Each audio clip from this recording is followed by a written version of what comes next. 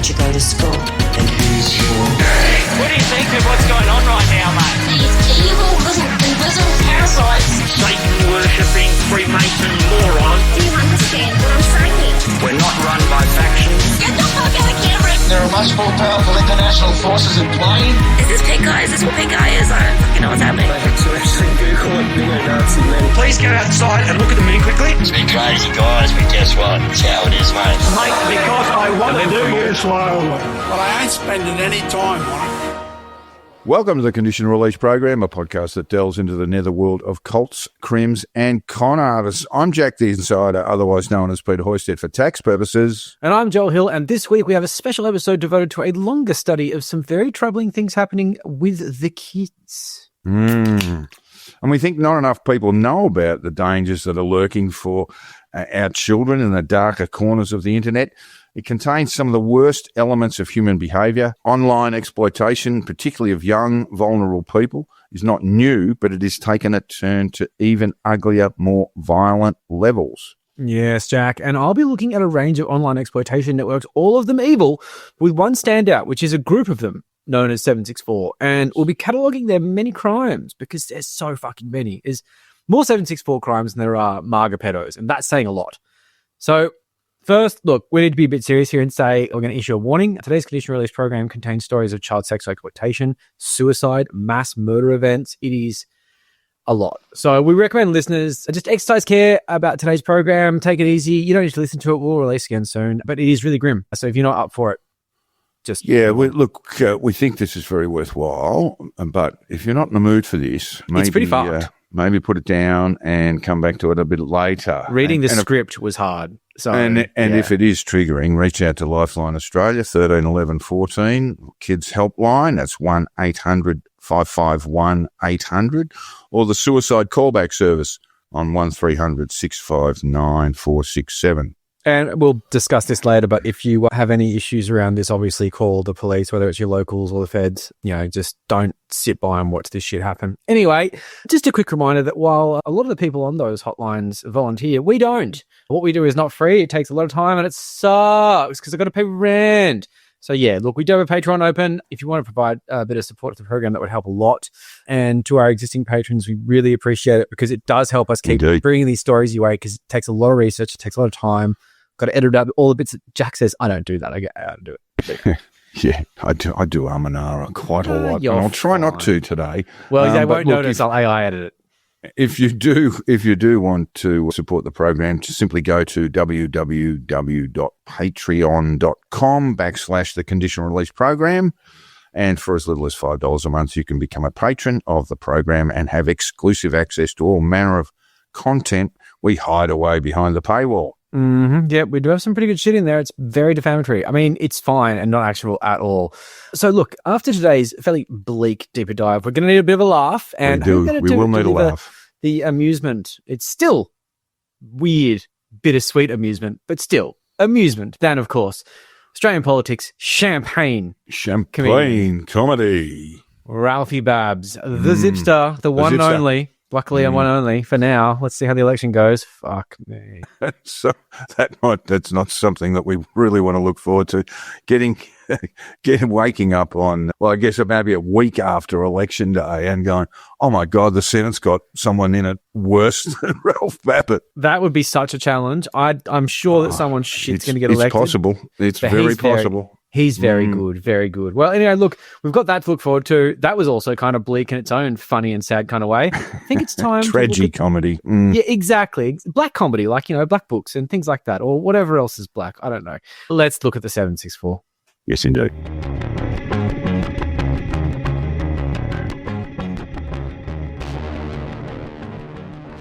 A lot of what you're about to hear is deeply shocking. And like we said before, we advise up front that today's podcast on 764 and other online exploitation networks contain real life stories of self-harm, suicide ideation, child exploitation, and violent crime. Listeners beware. We don't do trigger warnings unless we have to, guys. So this is grim. This is grim as shit. We'll try and make it fun, but it's not fun. Let's get into it. Now, 764 is one of a number of very ugly child exploitation online networks, mostly boys picking on vulnerable girls, 16-year-olds coercing and blackmailing 14-year-olds, or 14-year-olds coercing and blackmailing 16-year-olds. Oh, good to see an age balance.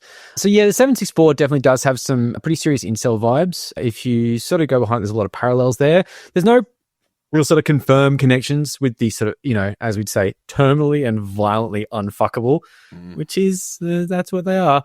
But the thing, like, these groups don't have barriers, and online perps, often kids themselves, sort of float around between these groups and ideologies anyway. So they do. For members of the 764, the persuasive ideologies revolve around Nazism and the occult. Right? It's like a smorgasbord that individual members dip in and out of, but there's a whole bunch of shit you can just choose your own adventure. It equates to it's a form of nihilism amid this really perverse view that human life is cheap and entertainment is dark, really. Yeah. 764's basic modus operandi, MO, is finding vulnerable children online, demanding naked photos of them, which in itself is a serious criminal offence because these are minors, and then subjecting them to sextortion to do their bidding. The bidding generally starts at minor criminal acts like shoplifting, for example, then ramping it up to include almost anything, to persuade victims to self-harm, commit suicide, commit murders, including mass shootings and terrorist events. The latter is where 764 and incels do combine motives. According to the Institute for Strategic Dialogue, there are references to violent jihadist movements in incel forums where terms like jihad maxing or taking the jihad pill are used to encourage Muslim incels to join violent jihadist groups to access sexual relationships. They're told by Islamic State that if they join, they're promised marriage with slave women, if that's okay. What the fuck? Okay, yeah, great. So what are the connections here? As you said, there's no visible link, but there's so much in common between 764 groups like this. We see people hanging around. It's the old cliche of in the basement on their own, online 20 hours a day. And some of this behaviour from 764 and other groups is so similar to what we see from incels, Joel. Oh, absolutely. The big thing here is that the founder of 764, who we'll discuss later, claims he was isolated and, quote, stopped caring about everything. Dropped out of school at 15. That's a big incel thing. Retreated to his room. Obviously a big incel thing. He claims he was bullied. Big incel thing. He's not a good looking man. I mean, like, it could be worse. He's not like, viciously fucking ugly, but he's not a good-looking bloke. Yeah, I saw a sort of similar I came to a similar conclusion about one of the UK 764 members that we'll also talk about. Yeah, it adds to the sense of grievance. But this is really just like a sort of like a chemical formula for inceldom. And that inceldom, of course, then in those communities then breeds that sort of nihilism, that sense of like, sort of victimization and agreement, but also that the rest of the world needs to suffer for their enjoyment, all that sort of stuff. And this is how it manifests very easily. Not all incels are evil, but a lot of them are. And this is the kind of shit that they joke about. It didn't used to be, did it? I mean, I think the incel groups, founded in the late 90s as a sort of self-help group, or there was a woman there who was providing sort of life advice for a lot of these guys. Yeah. On how to date, how to approach women, those sorts of things. And then there was clearly an influence that came from the far right into the incel movement. Well, several, and also the woman sort of backed out a bit. But the thing is, right, when it comes to this sort of thing, when you look at the incel movement, there's other terms for it. There's love shy. Love shy is a good term for it because some people are just love shy. But unfortunately, what's happened is, like anything on the internet, similar to this, you get groups who just one-up each other and start goading each other on to be more and more awful. Yeah, that's and it winds up a situation that's essentially what's going on. It's just a race to evil. So yeah, like people who are love shy, there are love shy forums, there's all that sort of stuff, but they can't use the term incel anymore because it's been co-opted by fucking like lunatics whose parents are just funding their downward spiral toward early death. It's very sad and weird. But back to 764. Now, this awful group is active in Australia. We know a little bit about that, and we'll get into that in a minute. And it would be indeed delusional to think otherwise. It's active in the UK. It's active across Europe. And unfortunately, our security agencies and law enforcement are loath to confirm or deny just how pervasive it is in Australia. Yeah. A lot of that runs around counterterrorism and the secrecy in which counterterrorism investigations and criminal trials are conducted. Yeah, of course. And also just trying not to platform groups that might, Yeah. media attention. They're good and sensible reasons, but there's another side of this that we need to look at, and because there's public interest here. Oh, I totally agree. And like one of the things that we consider when we're looking at stories and what we're going to broadcast, what we're going to do, is our audience and how it works. Now, luckily, we have, and I don't say this lightly, a very smart audience who are quite discerning, and I feel like we can trust them a lot, which is good. But if we had like a weird Minecraft part of the audience, we may not be able to touch this, because I don't want kids finding out about this stuff, and I don't think we have many 12-year-olds listening. If you do, throw us a line, guys. You don't exist, though. And if you are, I've got to stop swearing. Maybe just turn this one off. Yeah, tune the fuck out, guys. And we'll trace the history of 764 and the ugliness from whence it sprang. 764 didn't come out of nowhere. There are a host of networks that have given birth to this extreme form of online exploitation that have inspired 764. You'll hear us refer to these networks throughout the podcast. CVLT, cult with a V instead of a U. NLM, which is No Lives Matter. Order of Nine Angles, or the broad generic network known as the COM, short for community. All are dangerous places for young people to be. Dangerous for anyone, really. Yes. Yes. Now, online exploitation isn't new either. No. It's been going on for more than 20 years. In 2016, the Blue Whale Challenge commenced. It was a game reportedly consisting of a series of tasks assigned to players by administrators over a 50-day period. Initially innocuous, before introducing elements of self-harm, and the final challenge requiring the player to commit suicide. Mm-hmm. So if you won the challenge, the only way you could win it was by killing yourself. It's the worst Squid Game ever. Actually, no, Squid Game's way worse, but anyway, I won't go into that. So the Blue Whale Challenge first attracted news coverage in May 2016 in an article in the Russian newspaper that linked many unrelated child suicides to membership of group F57 on the Russian-based VK social network. There were many. There were many. Getting up towards 100 child suicides. That's so fucked in the head. God. Okay. So in June 2018, Russian financial analyst Nikita Neranov was arrested for allegedly masterminding the Blue Whale game. What a piece of shit. Neranov, I'm guessing I'm saying that close enough. Oh, fuck this guy. Is suspected of grooming 10 underage girls in order to bring them to suicide, 2 of whom, aged 14 and 17, are known to have survived. So the other 8 are dead? What? Yeah. Oh, fuck. A huge number. Look, there have been a number of other arrests. I think Neranov received a 3-year jail sentence in Russia. What? I mean, let's just say 3 years in a Russian jail is probably 10 in an Australian one. Yeah, it's probably pretty unpleasant. Yeah. But the borscht is really cold. All of the sentences seem wholly inadequate. Yeah, because other arrests were made as well. But like what we're stating here is the fact that like what this resulted in was a wave of moral panic across the country, and that never works out the way it's meant to. You never have a moral panic where you go, you know what? That actually worked out to be for the better. I'm glad people figured that out. It always ends up being completely conflated and dumb. I'm sure that was the case. Well, here. in a totalitarian regime, the only way that that law enforcement tends to work is when you do have cries from the community saying, what the hell is going on here? And that's when they go, oh, we better do something about this. Yeah. What? No bribe? Fuck. Yeah. So for our research, for a starting point anyway, we've used the ISD. It's a group of independent non-profit organisations dedicated to safeguarding human rights and reversing the rising tide of polarisation, extremism and disinformation worldwide. Yeah, ISD are good people. So they identify 764 as a network of online groups that engage in sextortion and the glorification of violence. And the network, which comprises a constantly shifting landscape of splinter groups and offshoots, forces minor victims to produce child sexual abuse material, otherwise known, I'm sure you guys are familiar with this acronym, CSAM. Yes, we'll call it CSAM for the rest of the episode, yes. Yeah, let's make this short. So they then use that CSAM as leverage to force victims to perform acts of violence, animal abuse, or self-harm. Of course, they engage in extensive swatting, harassment, and intimidation campaigns to silence their victims. We explain swatting later, don't we? Yeah, we do. We do, yeah. Worth doing. You want to break away and do it now? No, we'll get to it. But just so people don't think, I don't know what that is. I'm now confused. Anyway, look, so basically since 2021, at least 10 764 members, all members of affiliated groups, have been arrested for sextortion, possession of CSAM, or violent attacks. Trifecta of goodness right there. Court records have also revealed the influence of extremist groups and ideologies on the 764 network, including the Satanist neo-Nazi group, the Order of Nine Angles.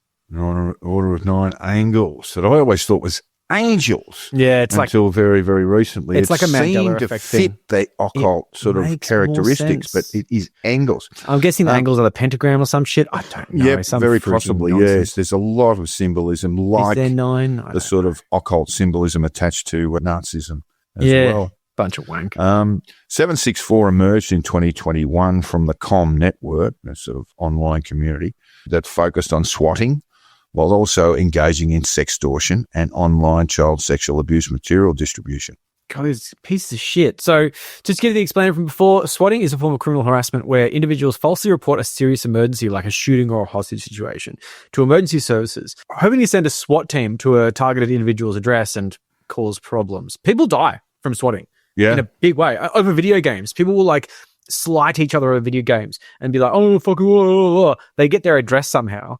And then they send a fucking SWAT team over, and the guy walks out the front holding a PlayStation controller or something stupid like that. And they get shot in the face. It's part of that overall, in this context, it's part of that overall sort of control of people, that they will learn their home addresses, they will learn lots of things about them. And if that person, let's say, and we'll go through some of the case studies, but if that person decides I'm just going to block this guy, I'm going to turn away, I'm going to get off social media, all that sort of stuff, often the response is swatting. Yeah. And that is the 764 member ringing up police and saying, hey, I think they've got a gun, man. Yeah. And that will draw an armed response from police. Yeah, exactly. It may not be a SWAT team per se, but there'll be a number of police attending, and they will all be armed and ready, pistols unholstered. Yeah, it's really toxic. And that, of course, has such a huge impact on police work in about 1,000 ways. But anyway, so 764 was formally created in 2021 by then 15-year-old Texas resident Bradley Cadenhead. Love American names. While Cadenhead claims the group was co-founded by an associate he met through the online game Minecraft, that individual has never been identified. So Cadenhead named 764 after his hometown's zip code. Doesn't feel like good OS int at all. And took inspiration from a similar online network that engaged in sextortion of minors known as CVLT or cult. Recent court filings have also demonstrated the ideological influence of the satanic neo-Nazi Order of Nine Angles on the cult. Yes. So the group known as NLM, or No Lives Matter, recently declared they dropped their association with 764, but individuals in the networks move easily between the various groups, so what does it even fucking matter? Yeah, Order of Nine Angles has a long history that predates the internet. It was founded in the 1970s by British neo-Nazi activist David Myatt. It vanished from view in the 1980s and 90s and early 2000 before emerging on social media in 2008. Myatt, writing under the pseudonym Anton Long, developed the systems of teachings, training and initiations that now define O9A. Myatt's teachings include the core concepts of aeonics, that's spelled A-E-O-N-I-C-S. Not to be mixed with colonics. No. It means that every human civilization corresponds to an eon. The current eon is present-day Western civilization, which O9A followers believe will ultimately fall and be replaced with a new militaristic social order called the Imperium, associated with Nazi revival.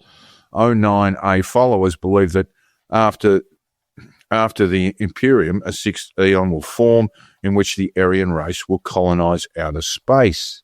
Okay, I'm just going to pull up here because this is terrifyingly accurate. I mean, right now, in the last 6 weeks, we're in a situation where the rule of law is turned to shit in the US, and they're sending people to places like El Salvador to be basically tortured.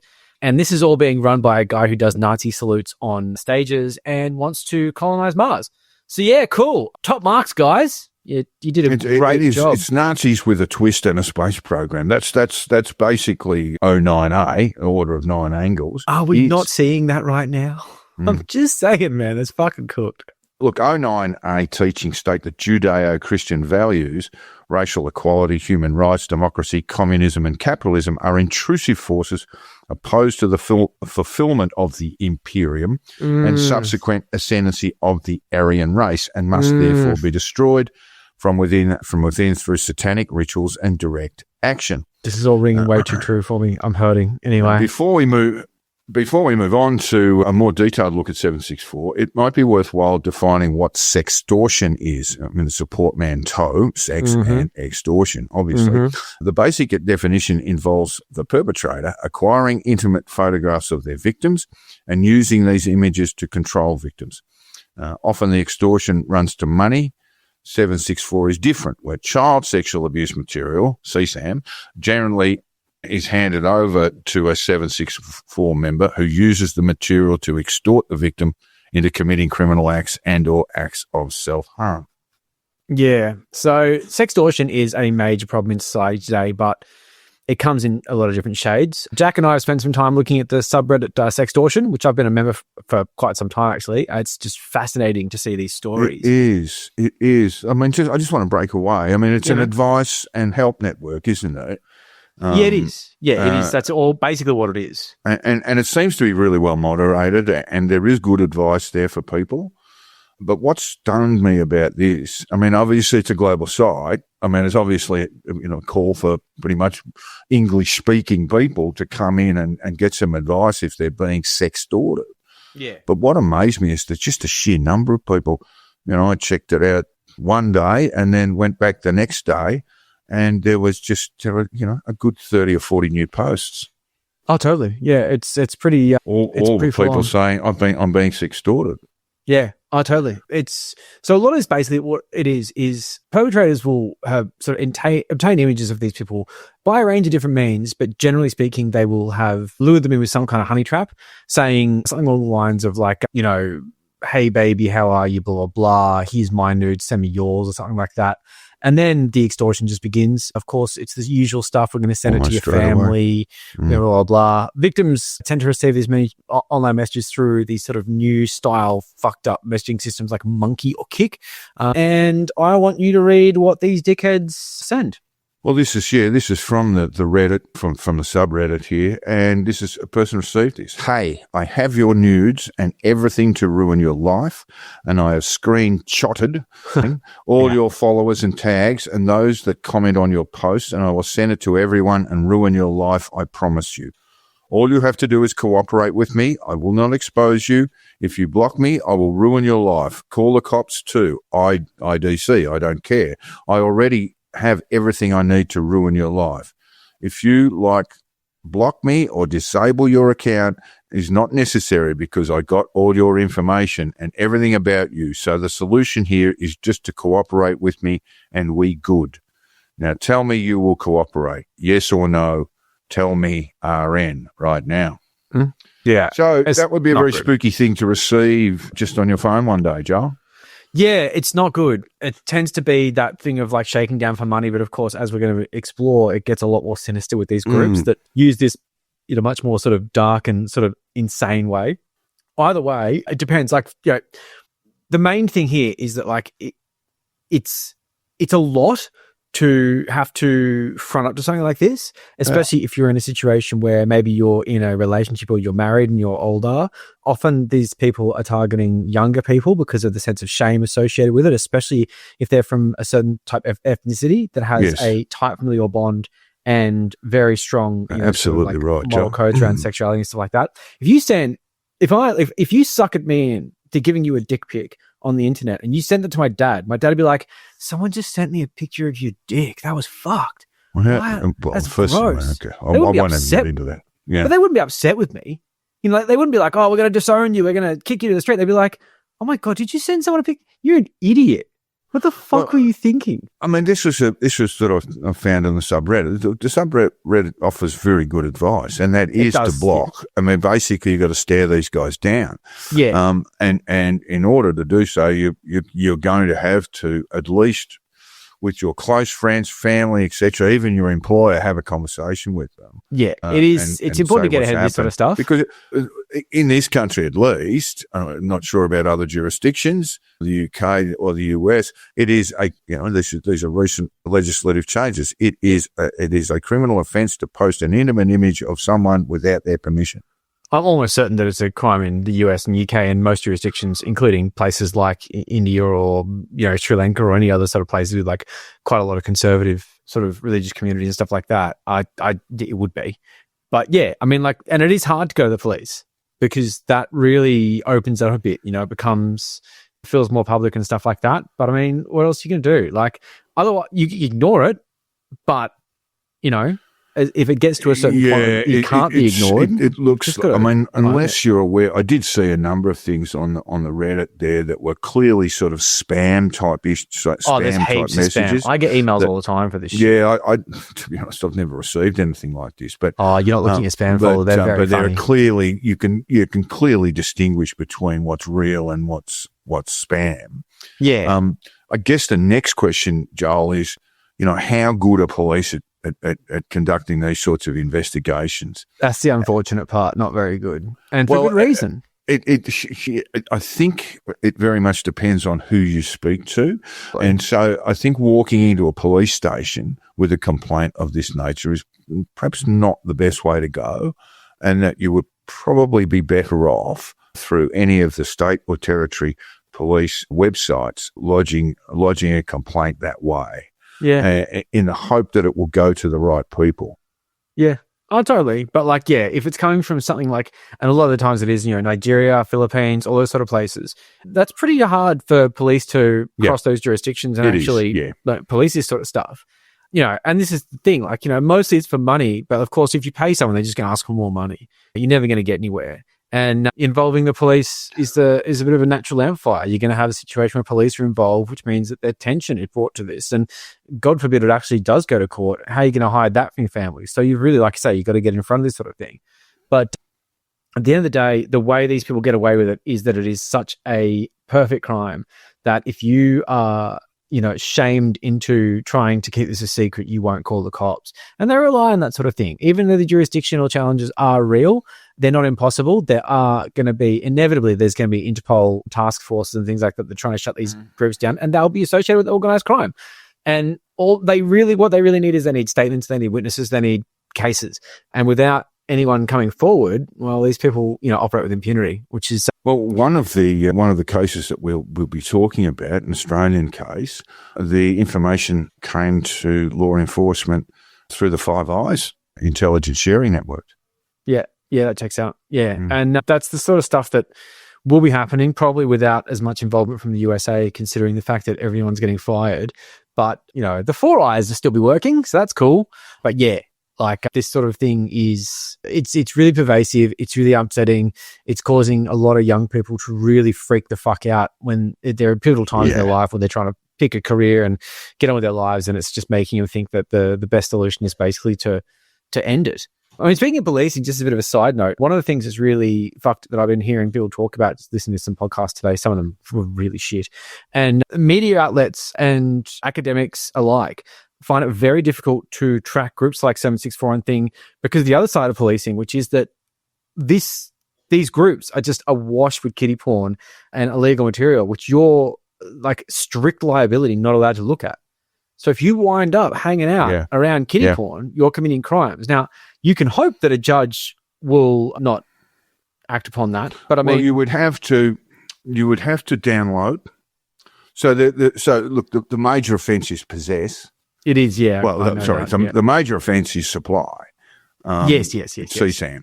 And but possession clearly is a person, the crime, a person conducting a bit of online research is not doing that, and there may well be CSAM images viewable, but if you're not downloading, I don't think there'd be an offence occurring. Yeah, you might want a bit of a special list. But but you're right. It is problematic, and it's not a place you want to go to as, you know, John or Jean, a citizen. You know, No, and it's just that thing of very legal, murky territory where you're wading into places where, you know, it is problematic to be there. Yeah, it is sort of best left. That sort of excursion, that sort of journey, is best left to law enforcement, to the cops. Yeah, afraid so. Yeah. Look, when we talk about these sextortion attempts, often around money, where it is young adults or adults generally, but with 764, they concentrate on using CSAM, not for money, but for control of the victim. Mm-hmm. Yeah. So 764 initially began on the messaging app Kik, which is gross. It's a cesspit. It's a cesspool. It's not a good place. I've never been on there. I never plan to. And this is the saddest thing. Using online platforms, including Roblox, which is like a kid's game, Snapchat, Instagram, and Telegram, of course, to target and contact victims. 764 groups operate in tight hierarchical structures and have developed somewhat sophisticated tradecraft to avoid law enforcement scrutiny, as detailed in recent research based on leaked chat logs, workshopping how to get around cops. Leaders of 764 subgroups strictly control the access of those seeking to join the network and often require them to provide proof of illegal activities before granting access, which complicates law enforcement investigations. Well, encouraging acts of violence or criminality among, online users seeking access into the group is difficult. It's even more difficult if they've got benchmarks like kill your cat in front of me before we'll let you in. Those things have been ramped up too. So where a qualifier a year ago might have been send us images of one of your victims that has self-harmed. Yeah. Now they're saying, no, not scratches. We want blood. Yeah. So, and that's how you get in there. Look, so we know 764 has membership in Australia. And it's also in the US, the UK, Canada, Sweden, Romania, and Uruguay. They're the places we know. We're basing that on criminal convictions and criminal activity. Yeah, so founder of 764, Bradley Cadenhead's 2023 arrest for extortion and creation / distribution of CSAM, along with the internal conflict and competition inherent to the network, has led to the creation of various 764 offshoots, because, they just breed. These include 676, clever, Cultist, Court/Courtbox, Cascar, Harm Nation, which have disbanded, but they were a big one, League Society, and H3LL, which is Leet Speak for Hell. And they're considered to be part of the network due to the sort of shared aesthetics, history, and the sort of focus on sextortion to get fucked up things to happen. So let's have a look at Cadenhead and the other 764 members who have been before the courts. All right. In 2021, Bradley Cadenhead was arrested in Texas for possession and distribution of CSAM. The then 16-year-old, who used the online handles Brad764, Felix, and Felix764, manipulated minors into sending self-produced CSAM to him and videos of themselves committing bodily mutilation or animal abuse.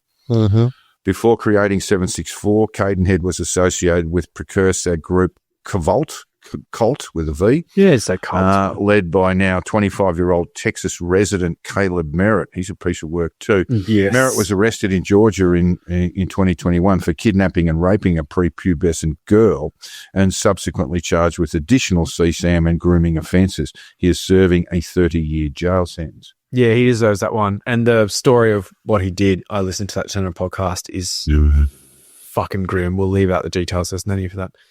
Caleb Merritt was recently named in a federal indictment alleging he and 3 others ran an international neo-fascist group that produced child sex abuse material, CSAM. Wow. Merritt pleaded guilty to a variety of charges connected to the 2021 abduction and rape of Henry County minors. There's a plural there, and he's currently serving 33 years. I think we are dealing with Tennessee there, but go on, Joel. Okay. And he's serving 33 years at Pocahontas State Correctional Facility in Tazewell. But it's actually in Pocahontas. It's why it's called Pocahontas. It's not being weird about the movie. He's a nasty piece of work. In February this year, the Central District of California's U.S. Attorney's Office announced new charges on Merritt and named 3 other men, Colin John Thomas Walker of 23 of Bridgeton, New Jersey, and Clint Jordan Lapoca Borgia, 1 of Pahoa, Hawaii, and Rowan Sandeep Ran, 28 of Antibes, France, all members of CVLT, Cult from New Jersey, Hawaii, and France. Like Merritt, who lived in Texas prior to his Virginia convictions, the French suspect was already in custody. They were all charged with 1 count of engaging in a child exploitation enterprise. So Merritt's already doing the 33 years, and then there's more to come. The group allegedly victimised at least 16 minors around the world, I should say, including 2 in Southern California. Yeah, that we know of. So Carl Spitzer, another prominent member of that network, he was arrested in 2024 in a case that highlighted the traumatic circumstances and upbringings of some members. Spitzer, known online as Criminal, distributed a video in 2023 on Discord of his mother's boyfriend shooting him. That's your broken home right there. And then followed by a video of his mother's corpse after she'd overdosed on drugs. Nice. So that's the broken home as well. So yeah, as you say, like the traumatic circumstance and upbringings of some members, some of these guys do come from sad shit. And that's the case with a lot of incels as well. They come from broken families, and it's actually really sad where they come from. Still, I mean, the 24-year-old belonged to a 764 offshoot called Harm Nation, which was a massive group. And he was arrested in 2024. And last December, he pleaded guilty to producing self-harm videos of minors and CSAM, including sexually explicit material of a 12-year-old. And I'm sorry, your broken home doesn't fucking excuse that. Yeah. In fact, I think it was a stepfather who shot him. Yeah, mother's boyfriend shooting him. And he ultimately died in a shootout with police. Fuck. That's not a good home. And Kyle Spitzer, who was just 24 years of age, has seen all that sort of stuff. But look, no sympathy with him. Moving on. Dark, but yeah. And the United States Attorney's Office for the Middle District of Pennsylvania announced that 764 member Daniel Sean DeLeon, age 20, of Tulare, California, pleaded guilty on December 18, 2024, to a 2-count criminal information charging him with the distribution of child pornography and making a bomb threat hoax in connection with a campaign of retaliation against a Cumberland County minor in 2023. That's dark. According to U.S. Attorney Jared M. Karam, court documents and statements made in court show that DeLeon met the then 16-year-old minor victim on the Roblox gaming platform and began an online relationship. The relationship ended. Thereafter, between June 23 and November 2023, DeLeon caused law enforcement in Cumberland County, Pennsylvania, to respond to 23 related swatting incidents at addresses in Cumberland County, the majority of which belonged to the minor victim. The calls generally related to information that someone had a gun and had killed or was about to kill another person, so police are going to arrive. On November 30, 2023, DeLeon, identifying himself as the minor victim, informed a suicide prevention worker via an internet messaging application that the minor victim, she pretending to be that 16-year-old now, had placed pipe bombs in the classroom and bathrooms of Big Spring High School, located in Cumberland County, and was in a car outside of the school with a shotgun. As a result, approximately 650 students and staff from Big Spring High School were evacuated. No bombs went off, and it was determined that there were no explosive devices inside the school. DeLeon also distributed sexually explicit video of the minor victim on 2 occasions in November 2023. The 20-year-old used swatting calls to target a victim who had tried to cut off contact with DeLeon. When these failed, he called the victim's school and claimed the victim was a school shooter who had placed pipe bombs there. Well, that's fucked in the head. Now, so outside the US, France-based Rohan Rain, a European leader of the 764 precursor cult, was arrested in 2022 for child sex abuse crimes, and the 28-year-old produced substantial amounts of CSAM by subjecting victims to grooming, degradation, self-harm, and online violent content. Good. His demands included encouraging minors to eat their own hair, drink their own urine, degrade themselves with racial slurs, produce videos of cut signs where basically they cut their extortionist names into their bodies, and live stream their suicides. And if victims resisted, he sent compromising images of the victims to their family and their friends. In January of this year, the BBC reported that a then 15-year-old Australian girl was first targeted by 764 and threatened by them over 2 years. It was horrible, says Jenna's mother, and that's not her real name, who spoke to the BBC anonymously. We have suicide manuals that they sent to her. The group also sent Jenna images of child and animal abuse and coerced her into sharing explicit pictures of herself and self-harming on camera. Jenna's mother told us that the group had got her daughter to mutilate herself more and more. Deeper, worse. She's covered in scars. This is the mother describing her daughter. Eventually, the abusers ordered Jenna to kill her family's cat, and she refused to comply. They wanted her to do that on a live stream, the mother said. It all blew up from there. When she refused to do that, I think they realised they were losing control. Fuck me. So 764, like its precursor, No Lives Matter, has shifted onto even more serious crimes. European 764 members and members of 764 affiliate networks were responsible for at least 3 stabbing sprees between 2022 and 2025. These attacks often appear to imitate a 2022 stabbing by a member of the nihilistic group Maniac Murder Cult, MKY. That's Russian-based, yes. MKY. You'll notice that the letters don't measure up and the abbreviation don't measure up in English. I presume that's... Because there's a bunch of jerks who don't speak British. Sockers. I suppose that's in Cyrillic. But anyway, yes, the Maniac Murder Cult is one of these sort of evolving groups that actually it was active around the time when we talked about the Blue Whale challenge. And Maniac Murder Cult were involved there. Those perfect Russians. I thought Tucker Carlson told me they were all really good. Yeah. What a world. Anyway. So, look, that's not a core part of 764, the whole MKY thing, but they're closely allied like everything else. It's all just they just bop around each other. In that incident, Tobbs, a German national, filmed himself murdering an elderly Romanian woman and attempting to murder an elderly man, which he carried out in order to gain entry into MKY. And Tobbs was arrested by Romanian authorities in 2022 for murder and, surprise, surprise, possession of child pornography. Always the CSAM charges. Yeah. Earlier this year, Swedish authorities arrested a NLM member who was under the age of 15 for stabbing a woman in 2022 and posting the video to X and Discord channels, by the way, all associated with 764. Another Swedish 14-year-old from Hässelby, Sweden, was apprehended in 2024 in connection with 2 stabbing incidents from that same year. The teenager known as Slain 764 is also a prominent member of NLM, that's No Lives Matter, and claimed to run the NLM cell in Sweden. Slain 764 had also shared footage on Telegram with 764 members that he claimed showed him stabbing at least 8 homeless men. Good. So US-based 764 members have terrorized their victims through both offline and online attacks, right? So between 2023 and 2024, 2 individuals who were part of the 764 network hired hitmen from the COM network to firebomb and shoot at their victims' homes in Pennsylvania. Yeah, and an unnamed 17-year-old girl from Connecticut was arrested in 2024 for a series of swatting and bomb threats made to local schools, religious institutions, and libraries. It is unclear whether the acts were done to terrorize victims or whether she was the victim and was coerced into it by other members. In June 2024, NLM released 2 extremist publications called The Terror Guide and The Manhunt Guide, both of which provide points for members to sharpen their skills. The Terror Guide includes instructions for making poison and constructing various improvised explosive devices, and the guide also provides operational security practices, weapons preferences, fighting techniques, and instructions for manhunting victims.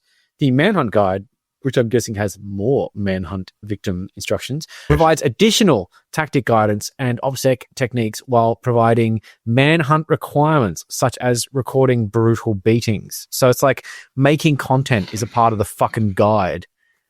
That is dumb. Anyway. A month later, NLM shared a post on its Telegram channel to announce a partnership with Mordwaffen Division, a European neo-Nazi group, stating NLM times MWD, Mordwaffen Division, equaled a deadly alliance, and issued instructions. They support your local Nazi terrorists. Oh, of course. In 2023, NLM partnered with a Russian-based WRME group, Maniac Murder Cult, abbreviation MKU, based on Russian translation, to co-author the NLM Kill Guide, which provided attack tactics, techniques, and procedures.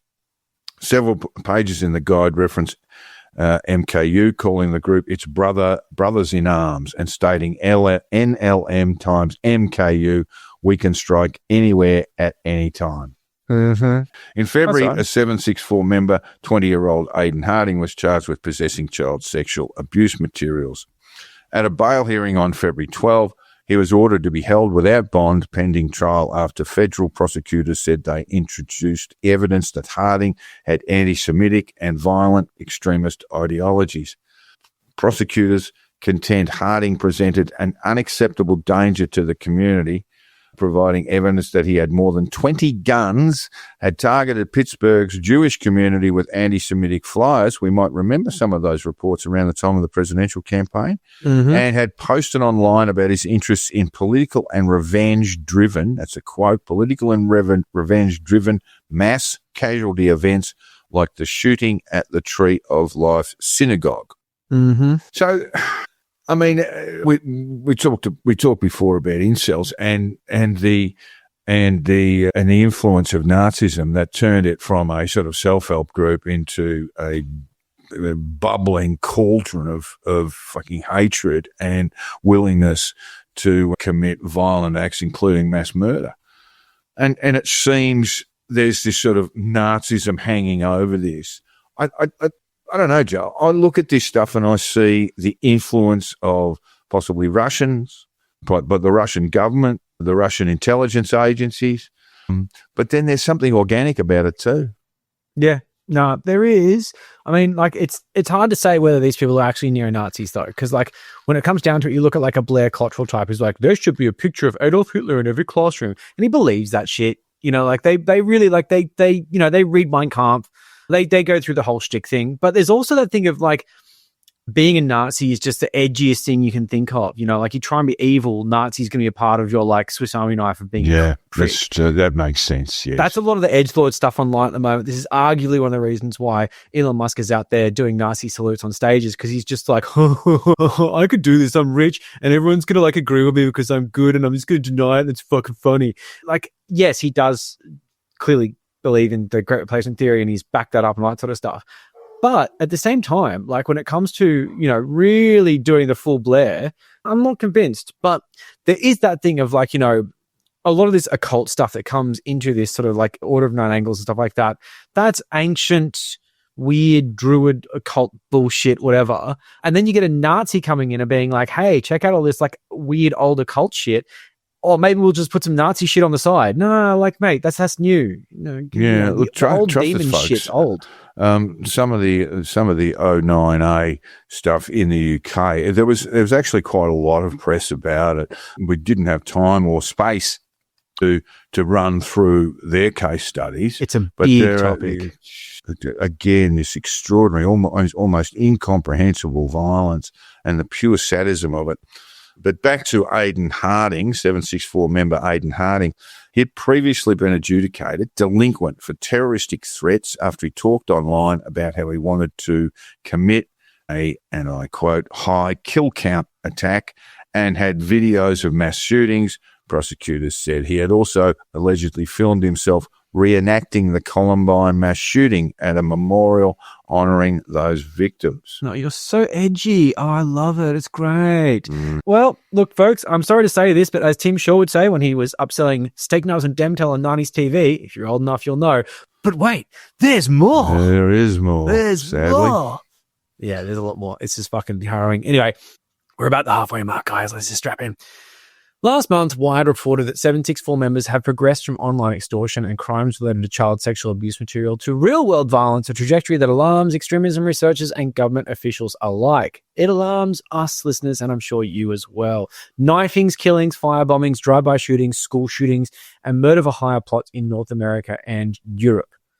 Just for a moment. Sorry, Joe. Just to break just for a moment. When you're looking at these sorts of things, when you'll see these sort of mass stabbing events, for example, or we might see cars being driven into crowds and things like that, you really have to stop and think, who's motivating?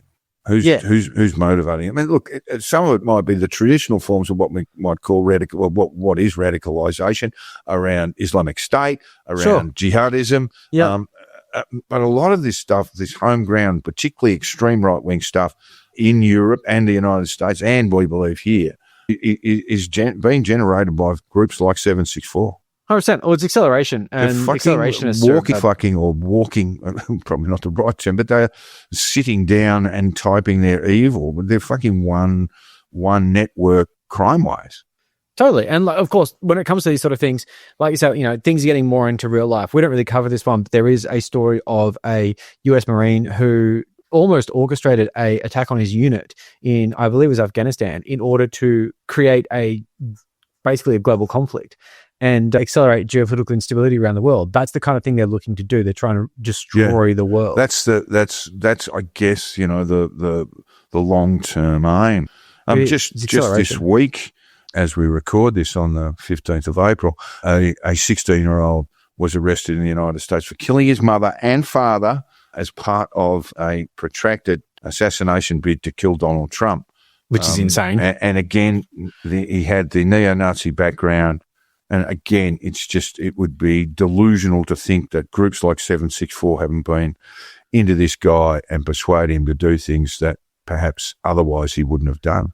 Oh, 100%. Yeah, it's fucking tiring. The fact that we can't mention all the cases in a podcast episode that isn't 4 hours long is indicative of why. That's right. We had to leave some of this stuff aside. Yeah, it's a lot. So, look, in the UK in January, 764 member Cameron Finnegan pleaded guilty to encouraging suicide, possessing a terrorism manual, and indecent images of a child. Always to see, Sam. At a previous hearing, Finnegan admitted 5 charges, and he has now been given a 6-year sentence with extended 3-year license period. Mr. Justice J said he posed a high risk of serious harm to the public, and Finnegan was arrested in March 2024 after police received information he had a gun. Great. So he's already had 4. No, it's not easy at all. So no firearm was actually found at his home, but after analysing digital devices, officers found online chats where he encouraged one young female, believed to be in Italy, to live stream her own suicide. And officials have not been able to identify this woman and do not know what happened to her. 4 other unnamed teenagers were arrested with Cameron Finnegan in online chats on Discord. Finnegan boasted of other members of 764 about his attempts to get children to hurt themselves. That's not a good thing to brag about. No. And on Telegram, the messaging platform, the encrypted one that all cookers hang out on, he and other members plotted what they called Terror Week. He told the group he planned to murder a homeless man living in a tent near his home and even posted pictures of the location saying, "I won't stop until he's dead." Just don't do that. And Finnegan was the one I was referring to, this Cameron Finnegan. There's a mugshot image of him in news reports. And again, the first thing I thought of when I saw him was incel. Yeah. But that, that's stereotyping and it's probably not fair, but he just looked like a lump of shit, this guy, living in Surrey and spending a lot of time, very pale skin, spending a lot of his time online. I don't mind you giving him in shit. the old darkened room. I'm okay with that. And he was, and obviously he had a few disciples there following him to this end. God knows why. The only thing I'd say about when he has a 6-year sentence, is that enough? I don't know. Is it enough for what he was doing? But they couldn't actually prove the suicide, that whether the suicide took place or not. That's the old due process. But he was convicted of that offence, of course, encouraging suicide. Yeah. And 6 years, I don't know. There must be some.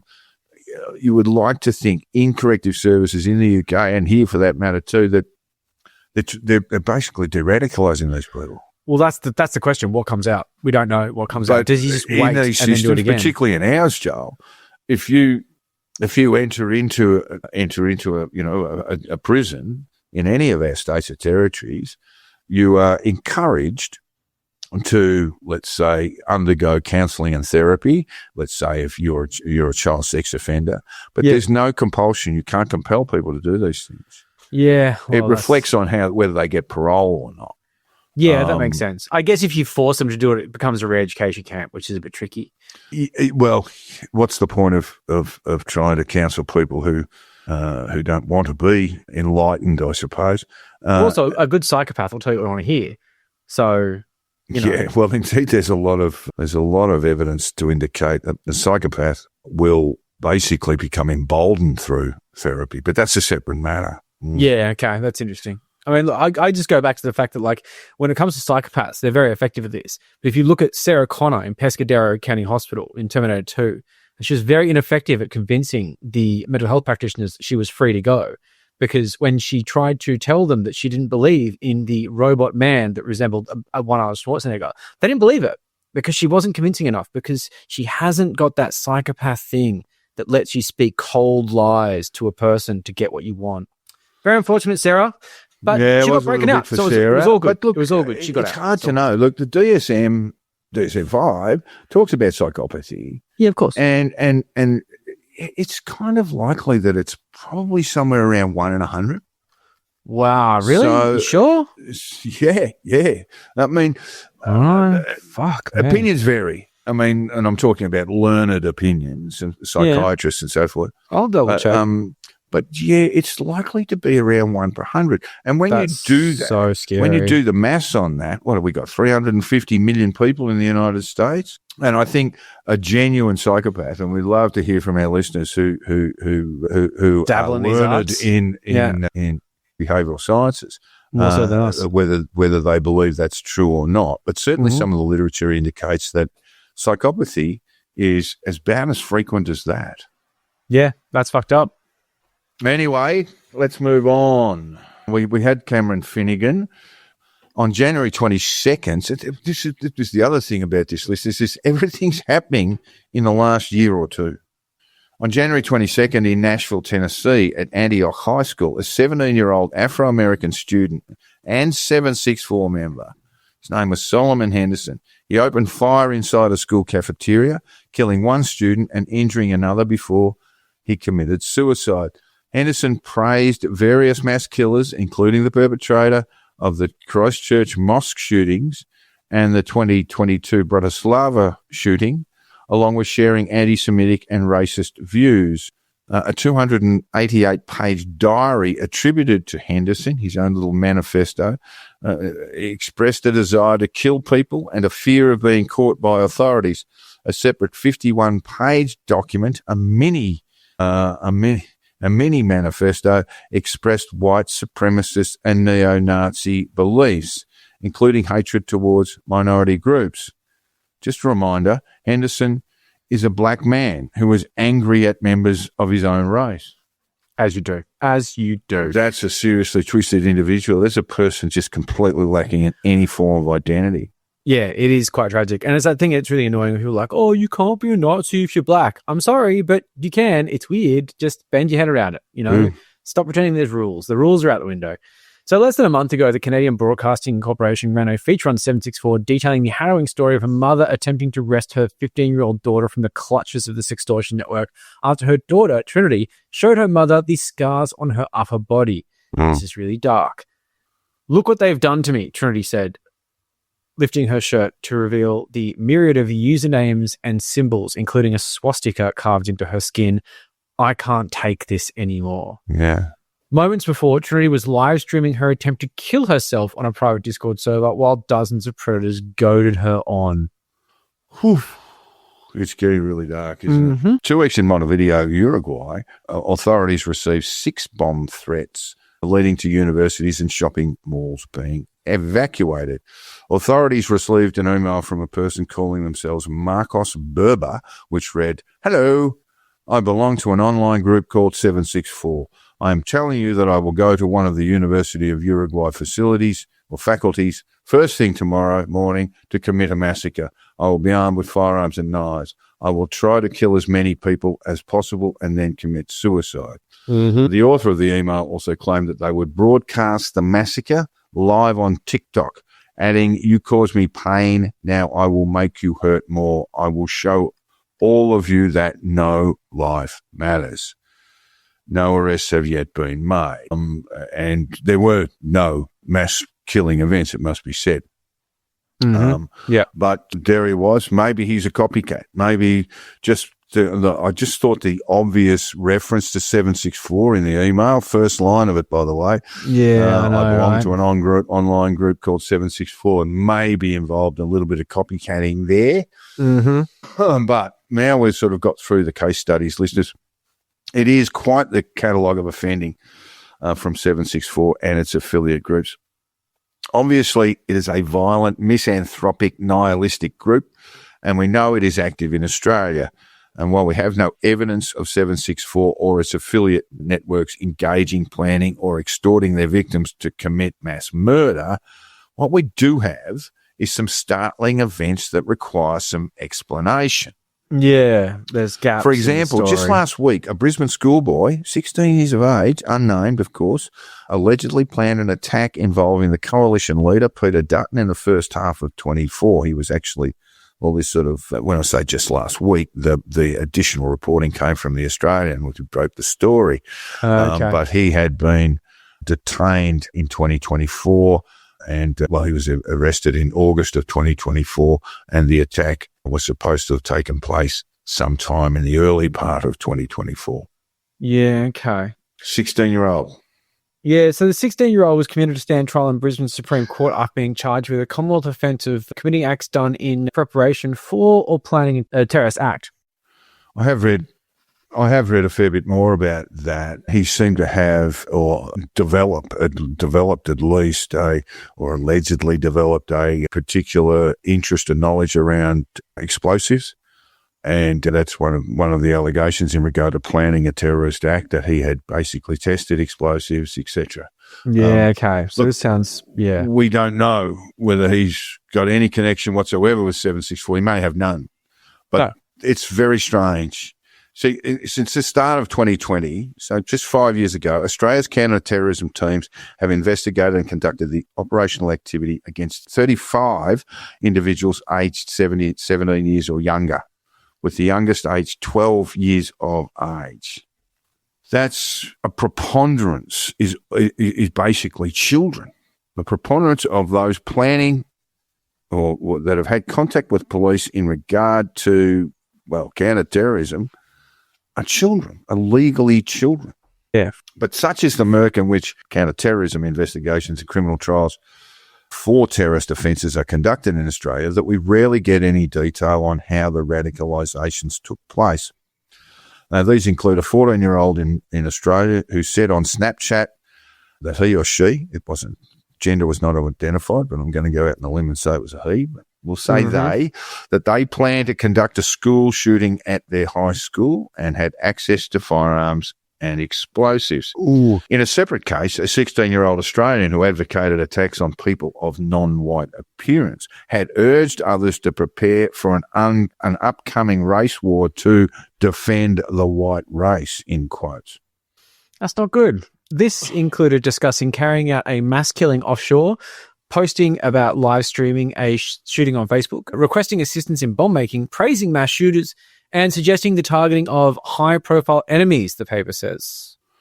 Security agencies would only say the teenager was socially isolated with few real-world relationships. IRL, in real life. There's your incel vibes, but there's also, we see this in 764 members. Yeah, absolutely. Like the founder. I mean, that's pretty much the same. That's pretty much the same description that was made around the founder. Yeah, socially isolated, bullied at school, all that sort of stuff. Yeah. Authorities did not identify any groups or networks that may have been involved in the radicalisation of the 16-year-old Australian. And I suspect this is a case of law enforcement and security agencies not wanting to promote these groups and understanding some teens otherwise unaware of it would be attracted to it. So this is the balancing act that we got, really, that in order to, if the guys or law enforcement generally and our security agencies say, here's one great big problem in promoting that and getting that across to parents, because I guarantee the 90% of parents have no idea what's going on. Oh, totally. Yeah. But in getting them to be more informed, which I think is a worthwhile exercise, they will also create the sort of preconditions for copycats, for people to be drawn towards these groups, because, 16-year-olds, as a rule, don't tend to, not only don't listen to authorities, they tend to go the other way. Yes, of course. Yes. Yeah. God forbid. So, yes. But as I say, we want to be clear about this. For these two, the number of terrorist alleged events or planning events in Australia, we have no direct connection with 764 other than my journalist sneaking suspicion that I think that there is some coercion going on. Yeah. And there is always that possibility that, that we will, in making, I guess, informing the public more and more about these very, very dangerous groups, that you will have more people drawn to it, particularly young people, young vulnerable people. Mm-hmm. And we need to consider that. At the same time, there is a really strong public interest element that can't be ignored. I suspect the more people know about these groups, the less influential they will be with children. You know, it's one of those things. They live in the darkness. They do, yeah. Shining sunlight is sometimes There we go. effective. Sometimes it's a bloody terrible thing to do. But and finding that balance is so difficult. Yeah, and it is. It's And so so I difficult. have no qualms with, you know, with law enforcement or our security agencies for being a bit reserved about this stuff. It's very dark shit. It's hard to handle. It is very, very dark stuff. I've got no qualms, but I do believe, like you just said, Joel, that we need to sort of, you know, cast some light into these groups. And I think in doing so, they might lose a lot of their power and hold over young people. Oh, totally. Like the thing, like you don't put sunlight on groups that are half-assing this, being nasty, general shitheads. Just say like X, right? The whole, like, you know, the neo-Nazis on X. A lot of them are just fucking edgelords who don't know how to use 4chan. And that's fine. You do your thing. You're toxic. I'm not going to like freak out about you. When it comes to like initiation ceremonies of killing pets, torturing fucking toddler relatives, and then going out and killing randoms on the street in order to get some sort of cred. Nah, like that's not ever going to be mainstream. But there is no way you put that on TV and everyone's going to go, oh, fuck, maybe I should join. That's just not going to happen. Yeah. But it will No, I make agree. these people nervous. And they'll start thinking, fuck, we've got hate now. You know, like you said with the Russians, you know, unless there is a moral panic, the cops weren't going to do shit. Now, I don't agree with that as a concept, but I will say that when attention and sunlight is put on something like this and political pressure builds, then it's that situation where people start thinking, oh shit, the cops are going to do a task force and we're fucked. Yeah, and I guess a counter to that argument is that sort of law enforcement, it's not just that they might be seen to be promoting it. They, I guess philosophically and maybe even legally, it could be said that in releasing this information, they had encouraged other people to commit attacks. It could actually, Well, it's philosophically at least. So I understand the silence, but I think we need to find a way to have better conversations about all this stuff. I don't think that we're at a point in society where this is ever going to become mainstream. And if you can make these people more nervous, you know, it's like that thing, like make racist afraid again. I do like generally agree with that because right now we're in a situation where it's becoming mainstreamed and it's like, it's really easy to be openly racist and have no consequences, which is fucking crazy. I'd never have thought this would be the case 5 years ago, but I don't think ever will it be okay just as a mainstream thing that everyone just comes to just you know, like let happen, killing cats on webcams to get into groups. Look, we've had new laws brought forward by the Albanese government. Famously, the ban on social media for kids under the age of 16. I didn't actually support the law for two reasons. That particular law, on the basis that they won't work. I mean, we're already seeing kids clearly using various platforms they're not supposed to use, or the platforms themselves are supposed to prohibit them from using. And the other thing I didn't like about the bans was that it sort of shifted the responsibility from the parent to the government, from parents to the government. Yeah. And it was almost like the parents going, oh, Christ, thank God you've done that, Albo, because, I didn't want to have the blue with little Johnny. Oh, look, you know, I remember sorting this out for someone where they wanted net nanny on their computers because their son was getting up to all sorts of crazy shit. And the kid came out with a knife. And this is someone like I know, and I'm doing it as a favor. And kid came out with a knife saying they were going to self-harm if they didn't have access to the internet unfettered. And we all just sort of went, and this wasn't 764. This was just a kid having a tantrum. We all just sort of went, okay, let's just say for the sake of argument, Johnny, just put the fucking steak knife away. This is dumb. But he was just like, I'm going to do whatever I can to stop this from happening because unfettered internet access means the world to me. But I did say to his parents, you know, as a mate, like, just look, you got to strike a balance here because he'll be ostracized if he can't go on Roblox or Minecraft or any of that sort of shit. Right, at the same time, looking at this, that's where they fucking groom the kids. That's where they dwell. That's where they Jesus lurk Christ. and groom their victims. I mean, fuck, man. Yeah. Like, look, we'll get to some of the responses, but there aren't that many, folks. This is a terrible thing. We did the other legislative change that have occurred in the last couple of years. It is now an offence to publish intimate images. What was the catch cry around it? Revenge porn? Revenge You porn, say? yes. Yeah. It is an offence to publish intimate images of another person without their permission. The maximum penalty is a Good. 2-year prison sentence. It's bad. In respect of CSAM, which is the meat and drink of 764 and these other affiliated groups, it's already a serious offence. Yeah. I mean, no one's let's questioning ignore that. that the victim is actually creating it and then passing it on to the perpetrator. Doesn't matter. The perpetrator is then in possession and often disseminating it to other groups and other members of the group. Yeah, absolutely. And whether you're an underage or not, like that's the big like Romeo and Juliet sort of thing where it's like, okay, if you've got naked pictures of your girlfriend, she's 14 and you're 15, is that CSAM? And it's really tricky because you're like, well, you know, and of course you're not going to be tried as an adult and there's a whole bunch of legal things there. But there is the fact that when it comes down to it, it's still fucking child porn, man. Yeah. Like it's still like it's a very murky water now. That You don't everyone's see got a too fucking many camera in people their pockets. get away. I mean, I do watch these things fairly closely, particularly offences around possession of CSAM. And generally speaking, I mean, I know there are exceptions, and I know there's a notable one. The business tycoon from New Zealand got caught with a bunch of images, including some appalling stuff, and he managed to avoid a jail term. But good generally speaking, the rule is you will go to jail if you're caught with this stuff. Yeah, and like you said, I think that's community expectations. It should be pretty much straight out. Oh, it is. But like you said, if you view it, I've been in a situation where I've submitted proof that I sort of came across the fact that someone had been viewing child pornography, and I submitted that and tried to get the cops to pursue it, and that didn't go. But it had to be possession. It had to be actual material, and no charges were laid. So you thought it was talk about? No, it was internet history. Fuck, that's enough. No, it wasn't. It wasn't. Wasn't enough. Not even for a warrant to do further investigation. It was crushing. It's years ago now, so I feel like I can overlook that. Yeah, I suspect that I would like to think the now. police will be a little bit better now, but there are still gaping holes in this. It's tricky, man. I gave him so much fucking evidence too, but it was all viewing. It wasn't possession.